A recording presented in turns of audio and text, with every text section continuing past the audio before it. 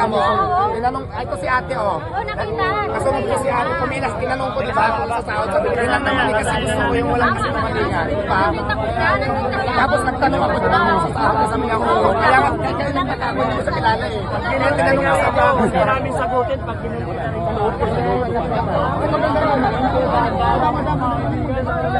Hindi, pauwi na lang yan, pauwi na lang. Sa'yo, Diwata, maging aware lang. Napakabait mo pa rin. Diwata! Guys, may nagtangkaw man loko kay Diwata, pero pinatawad niya pa rin, no? Grabe, saludo ako sa'yo, Diwata. Connection niya. Baka bugbugin doon kasi may gusto mo. Yan guys, oh. Masakayin mo na lang bakit? Ano baka may mga dala din sa motor. Eh, wag niyo na lang pakita lang, pot na lang, pot na lang. Total, napatawad naman na ni Diwata. May motor siya dala, may motor. May mga motor yan, may dalawa kasama. Wala kayo doon. Grabe, loko-loko yun ah. Kukuha ng sahod,